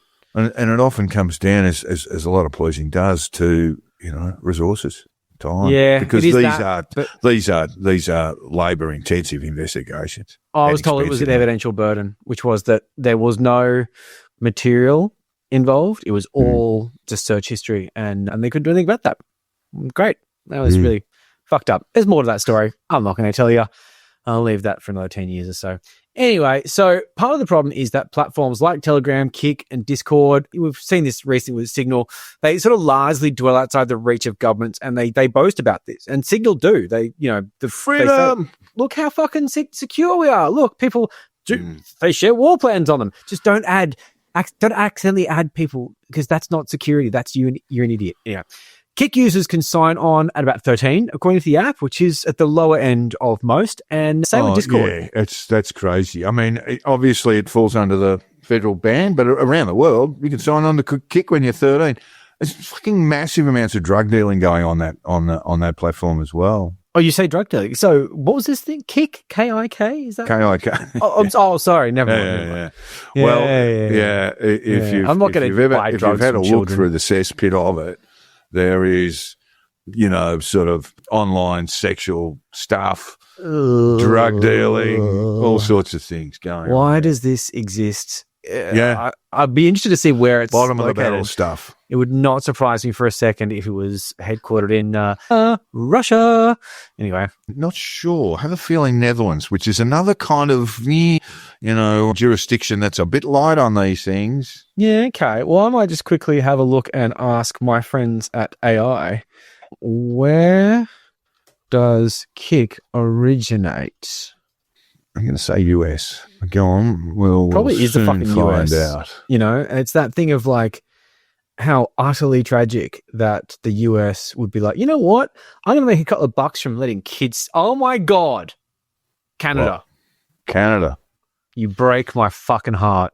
Oh. Yes. On a website called internetmatters.org, which is basically a parental advisory thing, there was a thing called Omegle, I think, Joe. I don't know if you've ever come across it. I know Omegle. I didn't use it. And it had to shut down. Well, I'm sort of getting ahead of ourselves. We're getting ahead of ourselves. A little bit. But anyway, See, I've got, as I go along, I've had more beers. You've got no excuse. You're not drinking. So, So look, yes, this is the thing. Kids are signing up to these things. And apparently, according to you, there's drug dealing going on, which I'm missing out on. I mean, I would never do. It's fucking huge. And it's fucked up. Yeah, it's huge. And Telegram is sort of claiming to follow this federal government law with 16-year-old age in it. But like, who's fucking enforcing it anyway? Omegle was a free web-based online video chat service. It was sort of a random thing where you could get random webcams. Yeah. It was when webcams were in their infancy. And it basically just allowed people to, share screens, share videos, and, just speak to each other, sort of almost like a chat roulette type thing. And it's a little bit like chat roulette and those sorts of things. And you can sort of just anonymously approach someone. Often with some of this extortion stuff, Omegle was used. Well known for child porn. Hit people up. Yeah. Like, I'm not like saying, I didn't fucking touch that. I was just too old for it. But like, it was really like a teenage cesspool of like weird kids doing bad shit. Anyway, the developer of Omegle shut it down after he faced, also not bad shit as in like 7 fucking like, killing each other's cats. They're just, weird teenage hormone shit, like whatever. The developer of Omegle shut it down after he faced a $22 million lawsuit, which was filed in 2019 by a teenager from Oregon who became a victim of child sexploitation. Great. In 2014, the then 11-year-old plaintiff encountered a Canadian pedophile on Omegle.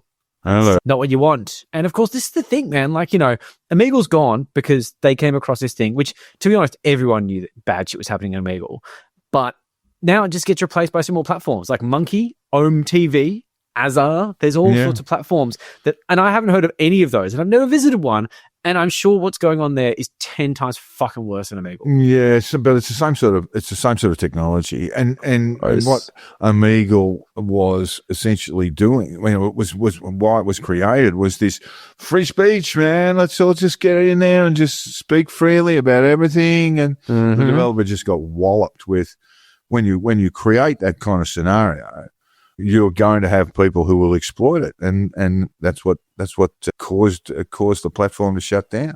Yeah, that checks out. In the end, though, what we have is young people, sometimes perpetrators, and sometimes genuine victims, vulnerable young kids being extolled and encouraged to commit more and more serious offences. Groups like 764 mirror the underbelly of our societies and do so in a pervasive way away from the eyes of parents. What we know is that the world encapsulated in the boundless confines in the internet is a wicked place, and the kids are not all right. No, they're really not. Really shocked me, a lot of this stuff. Really shocked me, the extent of it, the frequency of it. Yeah. We know the kids in their adolescence, teenage years are vulnerable, full stop. And I often, what I was left to wonder about, and I was actually talking about with my daughter, who is, an adult. Yes. And I said, how do you think they go about grooming them? Do you think they scroll through Facey, look for the profiles and personalities and things like that they might appeal to, or is it just they generally lurk around waiting for their prey to enter? That's the bit I don't get. Yeah, okay. Well, I think what it is basically you have situations where there's bait, and that will be in the form of places like Kik and stuff like that, mutual interests. The thing about sextortion and stuff like that is that, for example, you'll have it through things that are not necessarily dating apps per se, but places where people might try and fraternize. And then they say, I'm a 14-year-old girl from Florida. How are you? Oh, by the way, do you want to see me on the weekend? And it's a random nude that someone's got from the Instagram. Of course, this is actually just Rohan from fucking France. And then gets them to send the nudes and then blah, blah, blah.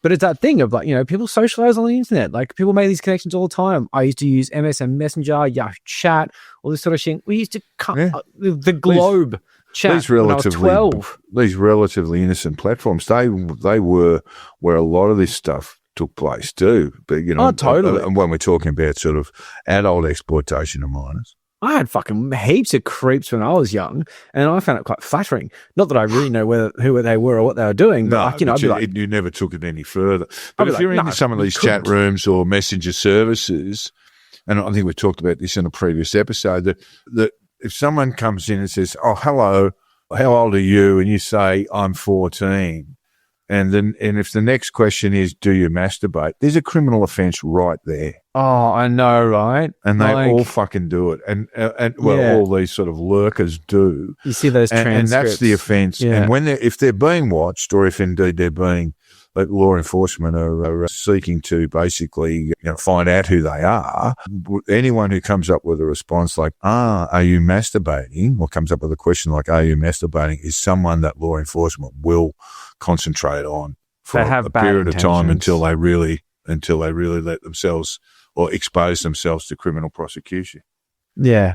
It's not great. Well, I got to tell you, Joel, it was deeply unpleasant. We think it's necessary because there's the amount of knowledge about this stuff is actually minuscule in our communities at the moment. I only knew about it when you told me about it, and I'm pretty fucking switched on when it comes to dark shit on the internet. Yeah, And this has been going for I was years a and bit years and years surprised. and years and years. Years Yeah. and years and years. It's amping up. But And I must say, like, the they're constantly accelerationism- changing. It's kind of organic. Atmosphere's So huge. 764 has come out of various other groups that you would have known, like No Lives Matter and those sorts of things. Well, not really, no. Not really anyway, but No. they are sort of organic and they're growing all the time. So 764 already has splinter groups coming off it, and they will find new form. But none of it will be good. Yeah. Yeah, I mean, I've dug up incel groups and stuff like that, but yeah, this is next level to me. All right, well, with that rather grim business out of the way, listeners, it's time to have a little bit of a laugh. We were going to do some soft sits and things like that, but we just thought it was a bit inappropriate. But we do want to finish on a little bit of a laugh because that was really grim, and that means it's time for It's the time. week in Pete Evans and possibly someone else. Possibly. You know who.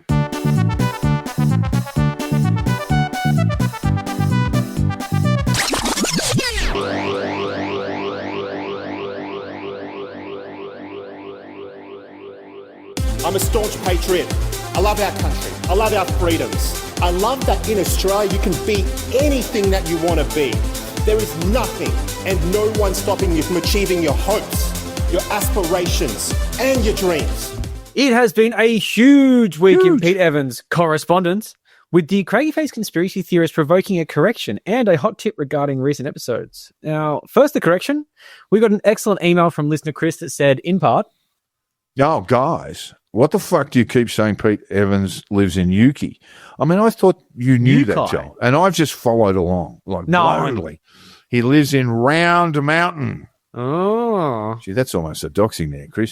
should be Flat It's- Mountain, really. It's like saying someone who lives in Randwick is in Castle Hill. Oh, Maybe well, that's see, where they now shop, I am Chris. unaware of these sort of geographical norms, I suppose. The northern rivers up there, yeah. But yeah. Chris went on to say, Round Mountain is near Hastings Point. That's Salt/Casual Arena. Oh, Kingscliff, Cabarita, Pottsville.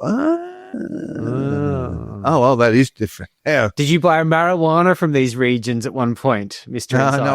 No, I know where these places are. So further north than Yuki, and Yuki's a fair. Isn't it Yukai? I think it's Yukai.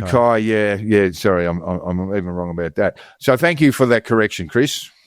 Very much appreciate it. Like I said, I think that was all Jack and not me because I've never really claimed that Pete lives anywhere except for bullshit. in You're the one who started the rumor, Joe. bullshit. I'll fucking look this up. I'll spend the next 3 days doing this instead I of my didn't even fucking know there was a corporate lawyer side. Yukai, a Yuki. I don't even know. I didn't know. Yeah, I didn't true. know that. Actually, maybe that's what you want us to think. I think David Negs lives in Pottsville. That was brought up recently. Because Yes, we apparently- did. So That was that thing, from what Chris tells us, that he's bosom bloody Facebook Pete, group. not far Yeah. away. Yeah, so that's nice. I don't really care about David Negs, though. He's just a bit of a fucking idiot. But look, we do. I mean, you stand corrected, so that's good. Fix that. That's I'll good. stand corrected. Yeah, that's good. I won't. I'm just going to throw him under the bus. And also from Super Sleuth patron Suzanne, we found out who either got Pete into the dinner at Mar-a-Lago or stumped up the $1 million for the plate and the seat. Mm. Now, we don't actually know if Pete was a paid ticket No, or we whether don't. he was just a matter of connection. It's difficult to say. We just don't know. But that's what the rack rate was for attending the do, $1 million a seat. Candlelit dinner. Seat. Fucking candles are expensive these days. Oh, sorry, no. Well, Presidential corruption. Trump is candles have expensive. always been expensive, Joe. Oh, man, I'm still on the Trump store mailing list, and it is a fucking wild ride these days. They are milking the shit out of it. I'm getting emails like every day with a new fucking line of hoodies and shit, and none of them are good. It's all like MAGA mums, and it's gross. So it appears his MAGA mate is one Melissa Ann Fishman, who describes herself on Instagram as wife, mum of 4 US. I'm sure she's much more than that. She also likes fitness. But her Instagram is littered with posts about Trump. And with Trump, you see, she's a big fan. Yeah. She seems to run into him a lot. They live both in Florida, I guess it's a small place. Unlike Pete, though, he will take a photo with her. So that's unfortunate for Pete. So lots of Trumpy stuff on her Insta. Yes, Trumpy stuff. But what I can say for sure is there's definitely money there. I mean, like these people don't look poor, right? The only reason the Trumpster will be photographed with her. You'd be thinking so, right? But I don't know. They live in Florida. They seem to have a pretty nice go of things. She's got some pretty clear fitness goals, which she seems to have a lot of time to pursue. Likes to eat clean. That's basically it. So maybe she likes Pete for that, like the food thing, right? And she does look very Australian. She doesn't really mention it, though. She does say things like US on the Instagram, which implies that she's like an expat somehow. So I'm guessing she's Australian. She looks Australian. She looks like she's from like Victoria or some shit.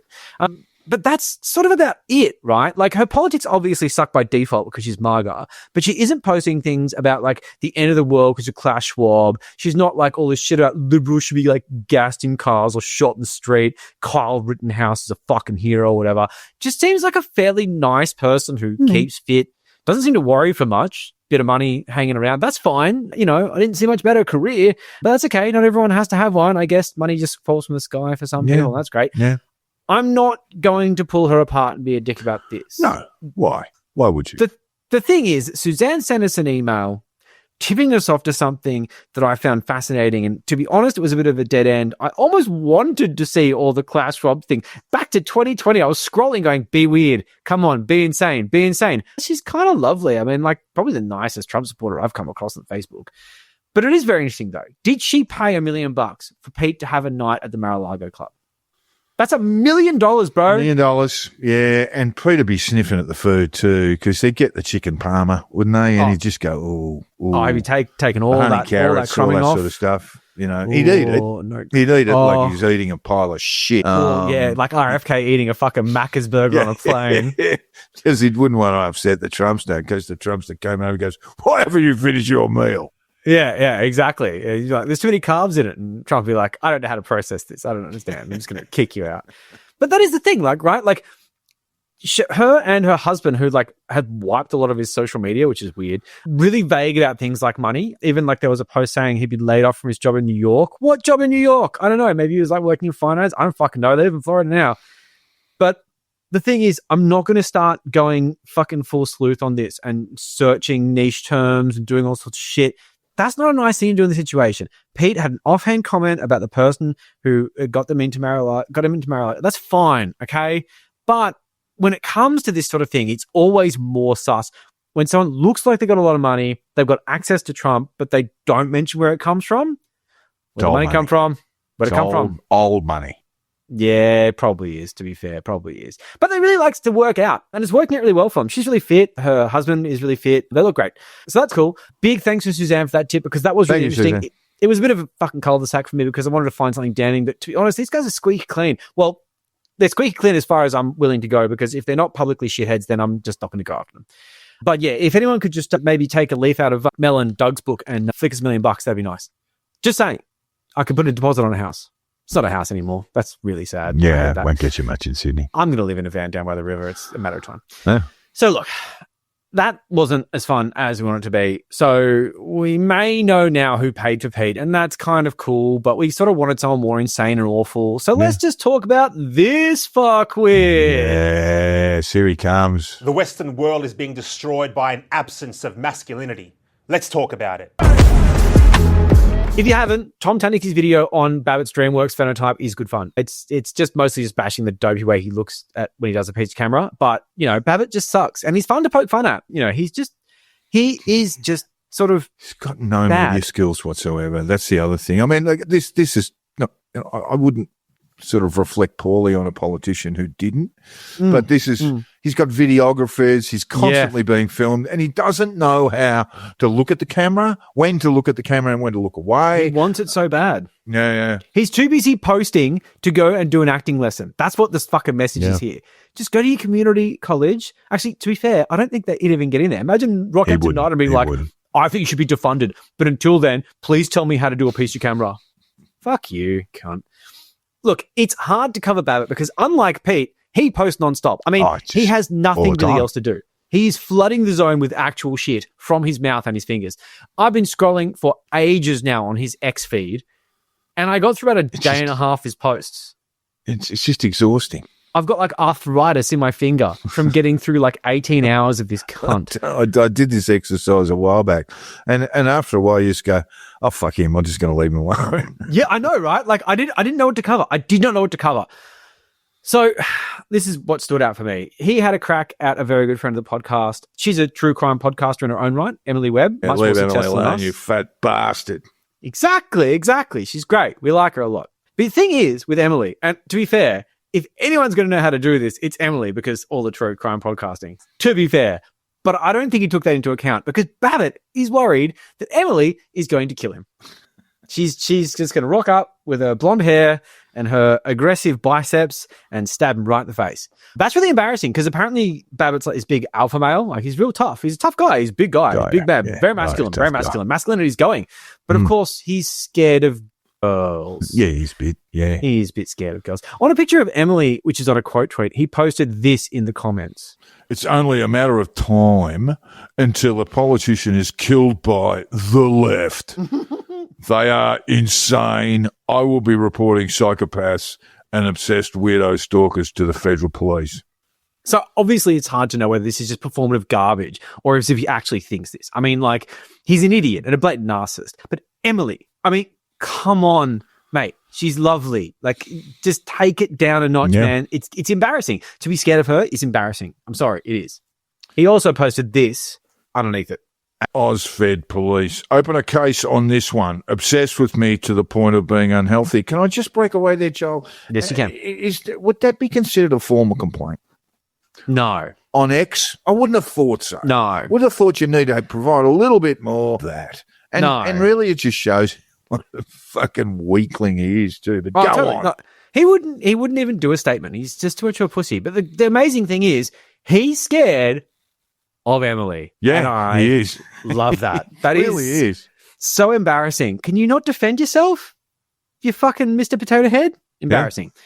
So look, I'm sure the AFP are looking right into this. The social media team have got in touch with the counter-terrorism liaison squad who are looking right into Emily having said something nasty about you on Twitter as a death threat, you fucking idiot. So, of course, he's just trying to waste police resources on a Twitter spat. And for that, he should, I don't know, be impeached from the Senate, whatever.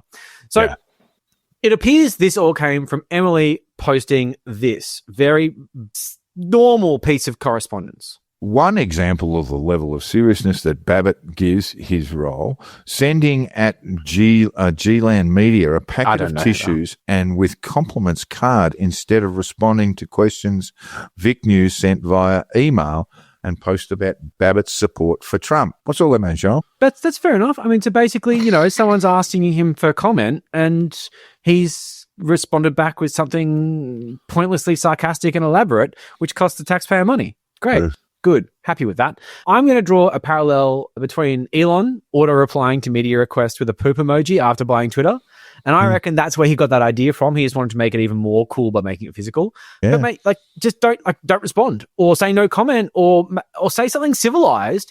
But the thing is that he will only do this to media that won't fillet him for picking on trans kids. This is the kind of ecosystem he lives in. And it's embarrassing to think this free speech absolutist who thinks that his ideas are so defensible can't fucking put comment to a media organization because, let's face it, he doesn't really have anything to say. He doesn't have anything to say. And furthermore, no one in the media wants to give him a platform. It's pretty much, that's been his life through the Senate. No, just ignored. I have told the story about how he gets on, how he's contacted by the Australian who are inquiring about why his phone number as a senator was the same as the phone number listed on his real estate agency. He babbled his way through that, and it was actually the day that Queen Elizabeth II died. And that's said, right. "Oh, look, I prepared a bit of a speech. Can I give it to you now?"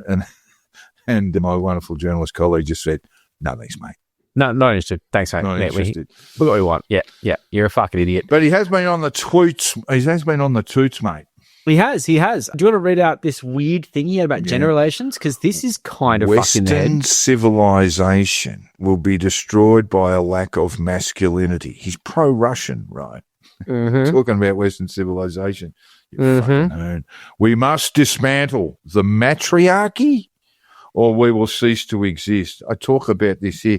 He really is a bit diseased. Anyway. It's really, really weird. Of course, look, let's not forget, he's scared that Emily is going to kill him because she's the left.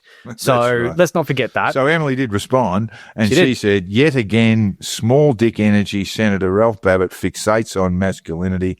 Men who are chill don't fixate on this. Quite true.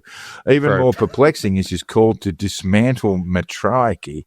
This guy needs intense therapy. Red flag male. Yeah. I mean, yeah. I don't think you like that much. I think that's more or less what every woman thinks when they see Babbitt's posts and it's go, you know what? You're a red flag male. You need a lot of therapy. And even after therapy, I don't think I want your children. No. And we're going to get to that. So obviously this whole thing has resulted in a flood of wankers in her Twitter feed, sending her abuse and generally being prats. You know, it's really telling how a Babbitt supporter speaks to the world as to how their brains work. And to be honest, just like gurus lip cancer, I feel sorry for them. To be honest, I really do. Like, it seems really sad. They're so toxic and weird. Like, they can't fall asleep content. You know, like it's they're never happy, and they're always angry. Yeah, and like I hate it when people say like, "Oh, there's a rich guy across the road, but he's probably sad." You don't fucking know that. Like that guy could be rolling around on his money at night, happy as a pig and shit. But I tell you what, if he's on Ralph Babbitt's fucking comment feed saying shit like "that bitch just wants your dick, bro," he's not happy. That person's not happy. That person doesn't live in happiness because that person is an angry little person. 99.9% of people on this planet think that person's a cunt. And that's a very unfortunate position to be in because that's a very small sliver of people who want to spend time with you. So look, the way that Babbitt carries himself is just a bit tragic. And that's going back to the fact he's a man of family values that even with a senator's salary and all that comes with it and all the bluster that he pulls alongside it, no woman wants to spend time with him. He's been single the whole time as far as we can see. And he has not had any children because as if anyone's going to let their ovaries get touched by that fucking weirdo. Yeah, well, there you go. That's something that we should be thankful for. Oh, I know. Do not let him breed. Like, what is he going to do? Like, is he going to adopt from Ethiopia or something? No one is going. He's going to pay someone. It's embarrassing. And you can't tell me he's too busy to be dating. He's posting for like 19 hours a day. It's not going to be a good dad. 2 a.m. It's not going to be a good dad. He'd be just too busy posting. Can you Can you help change the child? Can you help change our little girl, our little boy? No, I'm on the fucking toots. No. I'm saving that child. I'm protecting their future. I'm the leader you need. That's what he'd fucking say. Trust me, we're getting to that too. So look, it is just weird posturing on the back of adulation and support from his cooker supporters who line up to get their next dopamine fix from whatever culture war crap he serves up. It's in the comments. It's pathetic. It's this weird parasocial relationship where usually it's a one-sided thing, but he needs them more than they need him. So much more. Because he's a dime a dozen on the internet, really. Zippy doesn't really have anything else but them. This like weird little cabal of supporters that give him some sort of satisfaction and self-worth. Because otherwise, there's nothing there, mate. It's empty, like your brain. So what's he got? Fernando Ruction, his paid-for friend who makes his Poxy DreamWorks phenotype videos that nobody really watches. It's, you know, mate, you're a senator and you're getting... It's good job for Ruction. Oh, it's great. Yeah, no, all the videographers these days are jumping on the federal coin. They like a six-figure salary, Joe, as the videographer for the Zipster. Oh, really? Six figures? Could be. He could be. Now, I'm just going to quote Tism here and say, know your enemy well enough and you'll pity them instead. And that is the position I'm finding more and more with Babbitt. Because, look, here is a tweet from Babbitt. It's pinned to his Twitter. It's utterly pathetic. The idea of this man thinking he's some kind of superhero that fights the left on Twitter all day while collecting a fucking senator's salary for doing nothing is somehow making a difference. Every now and then you'll make it to a division, but no one cares. No. Okay. So just enjoy a bit of dramatic nonsense to end this fucking hellscape of an episode. Pinned, like I say, to the Twitter feed at the top. This is his heart song. His heart goes out to this. Leaders, this is the Zipster in all his pinned glory. Leaders like me will guide us into 1,000 years of peace and renewal. 1,000 years. Where did I hear that before? Anyway, and an era of prosperity where a nation will flourish and become a shining jewel for the world. What? Together, we will build a future beyond imagination. Well, certainly beyond yours, buddy. Our time is coming, but we must continue electing those who share our vision. Good luck. Though I may not live to see our days renewed. I may not be there to see. This is Martin Luther King stuff. Yeah, is it ChatGPT though? Like it reeks of AI. It's very. It just reminded me so much of Martin Luther King Jr.'s speech on the day before he died, the day before he was assassinated. And he said, and that's the famous speech. I've been to the mountaintop, and though I may not get there with you, and so Babs has gone the same way. He goes, though I may not live to see our days renewed, hope I've ignited a fire in your heart. You must carry the torch. Well, Jesus Christ, this is AI, isn't it? You must carry the torch and raise the next generation to continue our work. So there's lots of fire metaphors there, you see. That's why I think it's AI. In the end, men like us always win. We are inevitable. And a few other adjectives. As sure as the sun will rise tomorrow, we will win. Well, yeah. So I got 33%. That is AI bullshit. Though I may not live to see our days renewed. Fuck me, dude. He really is just quite pathetic. Anyway. Oh, well. Only what have we got? Only 3 more years of the Sipster, by the way. He's not standing for re-election. He's there for the long haul. And you have been listening to the Conditional Release program with your host, Jack the Insider and Joel Hill. If you haven't already, hit the subscribe button. And if you've enjoyed our bullshit, throw us a 5-star review on your podcast app. And you know the usual. You can find us on Twitter at Jack the Insider or at Crunchy Moses. Script. We need to update this bit. We're not there. We're not there. We're not We're just there. not doing it. We're being stubborn. It's shit. And mainly lazy. Yeah. So, just do your thing. But please do share the episodes. Our numbers are down because there's too many goddamn podcasts. And some of them are good. Most of them are shit, though. Trust me, I listened to like a few today and they were god-awful. This is much better than those. But yeah, if you could just share us around, that'd be good. Tell your uncle. No, that'd be good. I mean, look, I think just with this particular episode too, Joel, for our listeners, and hopefully you're still with us, you will share this around because it's really kind of important as disturbing it is, and share it around with, I guess, some caveats about what the material, because most people don't have no clue what's going on. Yeah, I totally agree. Anyway, you've heard about the Patreon. For as little as $5 a month, you'll have access to all sorts of bonus content. Just hit us up through the Patreon, www.patreon.com/the Conditional Release Program. People just Google stuff now. They're just going to Google Conditional Release Program. And finally, it's all very relaxed. All feedback, tips, and death threats should be sent to the Conditional Release Program at gmail.com. We would love to hear from you, even to tell us that we are a pack of leftist losers who just don't understand zippy, because we're not. We're cucks. We're beaters. We're cucks. We're better cucks. Alpha males. Yeah, it's very sad. Yeah, well. Thanks for hanging in there, listeners. We'll see you next time. Wasn't going to do a joke about the fucking previous bit, so thanks, guys. Take care. I don't think I ever want to talk to any of those people. Fuck me, you guys are bastards.